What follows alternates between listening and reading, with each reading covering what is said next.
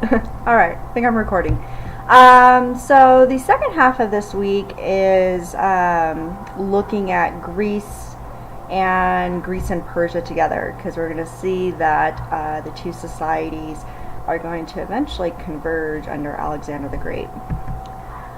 So just to take it back a bit to period 1, before you had the Greek city-states, you had the Mycenaean peoples, so basically they're the kind of precursors to the Greeks, and you also have the Minoans, and they're going to fall towards the end of period 1 and the later Bronze Age. And the Aegean area, which is the Greek Mediterranean zone, is going to enter what's known as a Dark Age. However, by about 800 BCE, Greek cities are going to start to reemerge as very important urban centers and trade centers. Trade is going to be very important to Greece because it's very rocky terrain and mountainous, so it's not the best for a lot of agricultural surplus. However, they are going to have a great climate for growing things such as olives and grapes, so one of their main commodities will become olives, olive oils, and wine. But they are going to have to rely on trade quite a bit for other food goods. However, they are going to be producers of luxury goods and manufactured goods such as pottery and textiles. So around 800 BCE, Greek cities are going to start to emerge as important urban centers. The Phoenicians, which were a small kingdom on the eastern Mediterranean, are going to be a seafaring people that are going to sail across the Mediterranean. They're going to trade with many groups, and one of the groups they are going to come in contact with are the Greeks. And through this, cultural exchange and trades of goods, the Greek city-states are going to start to gain wealth. They're going to start to develop philosophies and different types of governments, and they're going to emerge out of that dark age and become very prominent, force within the Mediterranean and have contacts with Middle Eastern peoples as well. So as I said, the Greek cities are going to reemerge. So Greece itself is never going to be a unified empire, and so that's key to understand. How they'd be much different than, say, the Persians or the Han or the Guptas or even Rome. So those cities are going to really be known as the polis, or the city-states. So they are going to, act as, or function as small countries, as, for modern terminology. So the polis, or the city-state, so every polis is going to develop their own political development. And again, part of the reason why Greece is never unified as a kingdom is partly because that geography I just mentioned before. So each city-state is going to really develop pretty independently from the next. So at one point, there's going to be about 200 polis that exist across the Greek territories. The most significant are going to be Athens and Sparta. But depending on each polis, they took different political forms. So one of the legacies of Greece that still has significance today is all the different types of governments, and even Enlightenment thinkers are going to go back and look at the Greek classical age and debate what is the best type of government. And so the different governments that emerge in the Greek city-states, you'll have monarchies where you have the rule by one king. You have an oligarchy where you have a rule by a few, usually wealthy aristocrats or wealthy landowners. Athens is going to start off as an oligarchy. You have aristocracies, so as opposed to a few individuals, you might have a few leading families that are ruling over the city-state. Democracy is going to be a newer form of government that going to eventually develop in Athens. So Athens starts as an oligarchy and it evolves into a democracy. And then you have tyrants, and these are often military leaders. They weren't not necessarily oppressive, as the modern term implies. We'll see tyrants in city-states such as Sparta, because they were pretty much militaristic societies. So just to kind of briefly look at some highlights, there's going to be a lot of video clips in this section. John Green does a good job, crash course looking at the Greeks and the Persians. But just to kind of point out a few notable individuals from the Greek city-states, Solon was one of the most important oligarchs, so he was ruling with a few other individuals out of Athens. And one of the things the Athenians are really going to look at is, what is the most fair form of government. However, Athenian democracy and idea of citizen is definitely not as liberal as it is today. And I'm not talking liberal as in Democrat versus Republican in the United States, but liberal as in really the only people that counted as a citizen that could participate in government were males. But for the time period, they were probably the most open to the most citizen participation in the government process. But one of the things that Solon felt was very important was that laws must be set up in a manner that they can be written down. And understand, this seems like such a simple concept, but the concept of literally writing down a law in some kind of resource that anyone has access to holds rulers and leaders accountable to a code of conduct, meaning they can't just do whatever they please. One of the things we're going to do when we get into May and review for the exam, because we kind of had to really just glaze over period 1, but I'm going to take you guys back and look at Hammurabi's code, and I made reference to it in the summer assignment. There's a slide on it in the summer assignment PDF file. But this idea of writing laws down is going to be, a turn in human development. And it implies that rulers should be more fair because there is a law code written down. And so in the Greek city-states, in Athens, he's going to propose that laws be written down, and also that they're able to be revised. People may vote or have new concerns that come up, and what's interesting is that concept has, even influenced the United States Constitution. We don't call it revision, we call it amendments. So this is, where you're going to start to see that the Greeks were really, while they never created a big empire, the political and philosophical thought to come out of classical Greece is going to really, continue to shape civilizations throughout history. And so what he was really arguing against was laws being passed down just through oral tradition. Clisthenes was a oligarch of Athens, and he's going to really start to experiment with democracy, and you're going to watch a brief video clip on what does it mean to have democracy in Athens. Now, Sparta is going to become eventually the big rival of the Athenians, and they're going to have a completely warrior-based society. Boys as young as 7-year-old are going to be taken away from their homes and basically put into military training camps where they spend the rest of their childhood. And so if all men are expected to be warriors, then the question should arise, well, who else is doing the heavy labor then in a society? And the Spartans are going to be able to create a warrior-like society because of helots. And helots are actually going to be conquered peoples that are going to be forced to do the agricultural labor to maintain their city-state. So that is how Sparta and Athens are going to develop two entirely different systems of management of their city-state or polis. In both societies, the issue of being a citizen versus a non-citizen and what is the definition of citizen is going to arise. And classical Greece, and again, most of what you think of classical Greece, you're thinking of Athens. Secularism, and really know what that word means for the rest of the year. To be secular means to look for answers of the world within the world and maybe not turn to religion.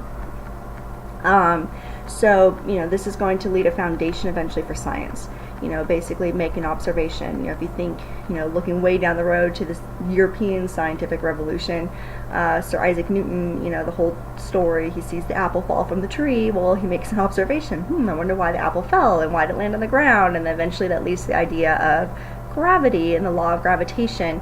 And so that is really what secularism is. It doesn't mean that you don't necessarily have belief, but it's going to be this more of an emphasis on looking to the world to answer the questions of worldly affairs. So here's the video that you're going to, when you look into the slide deck, on how exactly does Athenian democracy operate. And this video is really good too. When you're taking notes, it also talks about gender relations, and you'll see how women were excluded from that process and what were the expectations for women. So looking further, as I mentioned, when people think of classical Greece, we think a lot of philosophers, and so philosophy translates to love of wisdom. And again, philosophy is going to drive that secularist movement to really investigate the world, to try to answer life's questions. And Greek philosophers believed in natural law, that there were forces in nature that can cause phenomena to occur. So, this is going to be a huge break from how maybe earlier civilizations tried to answer natural events. For example, the Mesopotamians from period 1 in the Fertile Crescent, that Tigris and Euphrates River, a valley would either completely dry out, so they'd have periods of famine, and then they would have these torrential storms come through that would create massive floods. And that environmental issue actually shaped their religious beliefs. They're actually known for being somewhat of a pessimistic society, because they felt like nature was so out of their control, and that when those events happen, they're being punished by the gods. So when Greek philosophers want to, investigate why certain things occur, they're going to break away from looking, for answers of the Greek gods, and instead try to observe nature and figure out, on a more questioning hypothesis basis what exactly is going on.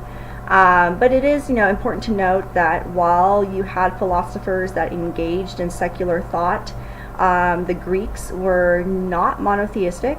They were polytheistic, meaning, so you probably remember from junior high, and I'm pretty sure in language arts you read things like the Odyssey and the Iliad, but they definitely had a polytheistic system where they believed in many gods.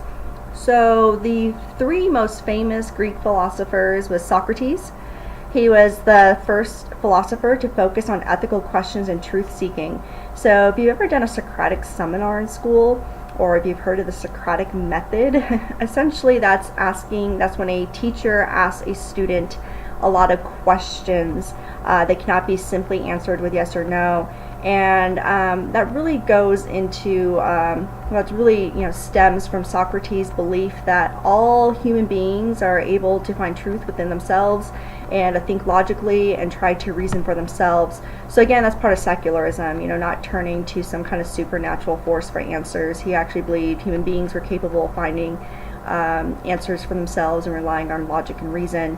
And that's something that's going to be hugely influential down the road. When we look, we're talking like period 4 in this class, so it'll be like second semester, but when we look at the Enlightenment movement, and that's going to inspire like modern revolutions and even countries such as the United States. Plato was a student of Socrates, and he's going to write a really famous work called The Republic, and he's going to create this allegory of the cave, and he's going to try to explore really like human potential, what is knowledge, and he's going to come up with all these like metaphors with the cave and the form and light. And so I actually inserted a bit of a video clip for you to get a better understanding of that. But really what he's trying to explore is, what is the best form of government, and what are people capable of. And he's going to introduce, this idea that maybe not everyone's capable of being a leader, but instead you should have the philosopher king, because philosophers are really the ones truly capable of accessing wisdom. So again, kind of some complicated thought process there. It's good to be familiar with, so watch the video clip, but at no point are you going to really ever really have to analyze the cave for the AP exam. It would be good evidence within an essay to explain the legacy of Greece and their political thought as a citation, but don't get too discouraged if at the end of that video you're still kind of confused on what exactly he meant by the cave. And then so then a student, Plato, was Aristotle, and Aristotle is going to put a huge emphasis on nature and social sciences and science, and in fact he's going to be employed by Philip of Macedon, and he's going to be the tutor of Alexander, who grows up to be Alexander the Great.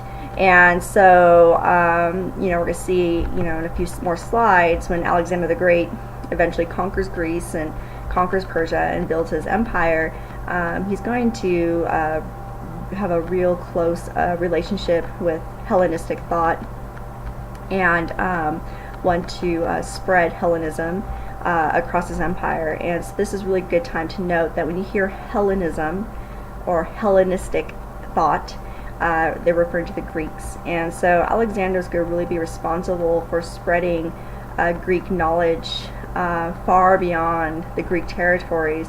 And in fact, it's Alexander the Great that brings Greek knowledge to northern India. And then, as we learned a couple weeks ago with the Guptas, they had access to that knowledge and those scientific developments, and that led into the Gupta Golden Age. So it's always good to keep in mind that all this stuff is occurring somewhat simultaneously. So there you go, you got your video, Plato, the cave. A few other things to make note of with the Greeks. They are going to develop 3 major art forms that go on to influence later cultures. And one of the things we'll see next week with the Romans is Romans really just adopt a lot of Greek innovations as their own and slightly rename it. But the drama, and this is where you see the religious influence. So one of the things to make note of with polytheism versus monotheism, it's very common with any polytheistic religion, whether it be the Greeks or the Egyptians or the Sumerians. They really they're exploring human behavior through their gods. In polytheistic gods, they tend to be very faulty. They tend to be very temperamental, emotional, maybe cruel. They definitely swing on a pendulum of behavior, and they often intervene in human affairs. And so in a way, when you read about polytheistic religions of these earlier societies, a lot of what historians can learn from that is that the gods they believed in a lot of ways were mirroring human behavior. And so through things such as drama, or maybe long epic poetry like the Epic of Gilgamesh, from Mesopotamia, or even the Rig Vedas from India, a lot of ways historians look at this and they're able to see how humans at that time are trying to process human behavior and social structures. Unlike monotheism, that's one of the common things, and one of the things that makes monotheism very different than polytheism. It's more than just believing in just one God versus many. In monotheism, that deity is usually presented to be above those human foibles and human behavior. They tend to be all-knowing and fair, and so that's a key distinction to make note of. The Greeks are going to be known for lyric poetry. When the poetry is read aloud, it has a musical and song-like quality that also expresses personal feelings. And classical Mediterranean architecture really comes from Greece, and the Romans are going to widely adopt Greek architecture. So you're going to see in your quiz this week, there's actually a picture of the Acropolis. You'll see these images and some of the video clips. That's really famous, like all the columns and the white marble. So you're going to take, I think this video is about 12 minutes or so, but John Green does a really good job at breaking down the Greeks and the Persians and how did the two cultures function, and also how did they interact with one another, because they are going to go to war with one another. So you watched the Persian video earlier this week, so I don't really want to spend much more time on that. Time is precious. However, I do need to make note of is the Delian League. And this is really important, and this comes up as a good piece of evidence, on possible essay questions for the AP exam. So what is it? I mentioned earlier that the polis, or the Greek city-states, were not unified. They were not unified largely because of Greek geography, very mountainous and difficult for communications. However, you're going to have the Ionians that are just north of Greece, and the Ionians and the Peninsular Greeks are going to unite to try to fight off the Persians when the Persians try to invade. And the Delian League is really important because if the Persians didn't attack, it's quite possible the Greek city-states never really would have unified at any given time. So the Delian League was not an empire, but it's the first time ever that the Greek city-states are going to be forced to create a military alliance. So you're going to have like the great rivals of Athens and Sparta actually joining together along with many other city-states so they can fight off the Persians. And it's going to work. You know, the Greeks are going to be able to defend themselves against the Persians for that reason.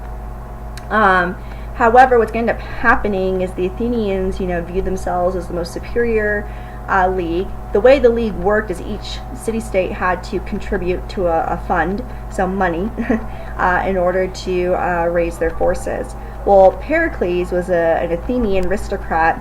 He's going to become the leader of the Delian League, and he's actually going to initiate a lot of issues because the Spartans especially are going to accuse him of misusing those funds to promote the benefit of Athens and not the city-states as a whole. So initially it's going to be a strong alliance, but once the Persian threat has been dealt with, this is actually going to lead to a major dispute between the Athenians and the Spartans, and so then this leads to the next war, the Peloponnesian Wars, where it's actually Greeks fighting Greeks, then it's really in reality Athenians fighting Spartans. The Spartans will win in the long run. However, the war is going to be so costly and the amount of life lost, and it's going to be very expensive, that despite the Spartans winning, the reality is all the Greeks are going to be very weakened, and this is going to create a perfect situation for Alexander to come in and be able to conquer the Greek city-states. So again, here's, I'm sorry, I think earlier I mentioned that democracy video talked about gender relations. I was mistaken, I forgot. The life of an Athenian talks quite a bit about gender relations, so make sure you look at this. So this pretty much is going to get into where we're going to sum up information for this week.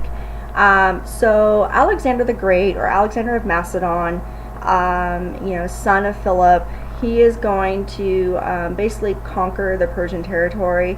So he's going to conquer the Achaemenid dynasty. He's then going to conquer the Greeks, and he's actually going to start to go east, and he's going to make it as far as India, even present, so he's going to go through with present-day Afghanistan and so forth. And because of his relationship with Aristotle, and Philip and Alexander really admired Greek political thought and philosophy, Alexander is going to spread Hellenistic or Greek culture across his empire. He's even going to conquer Egypt, so Alexandria, it's named after Alexander, and so you're going to see Greek influence even in northern Africa there in Egypt. And so this is known as the Hellenistic Age, the spreading of Greek culture through Alexander the Great. And Hellenistic synthesis, many Greeks left Greece as well. So it wasn't just the ideas. Greeks are going to leave Greece and settle into new lands now that's part of this larger empire. They're going to take their culture with them, and it's going to blend with new cultures. So knowing that word synthesis is very key in this class. And you're basically, Alexander's empire is going to create this massive cosmopolitan empire with sophisticated trade centers and urban centers, and and Greek culture is going to spread. And after his death, his empire is going to be divided into 3 dynasties.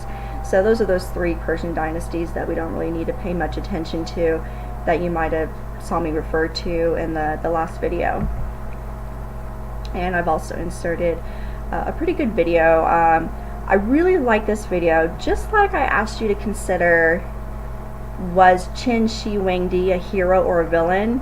The very same question can pretty much be applied to Alexander the Great as well. However, the way John Green phrases the question is, what made him so great? And was he great? And he's going to explore both sides of that question. So this is a really good video to not only analyze about Alexander, but also analyzing historical, argumentative thought. John Green makes an argument as to whether or not Alexander was great. And, just so you know, our textbook doesn't use the phrase great.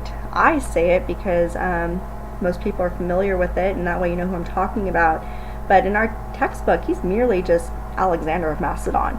So there's definitely some historical inquiry here to pay attention to. And that's pretty much where we leave off. We'll look at Rome next week.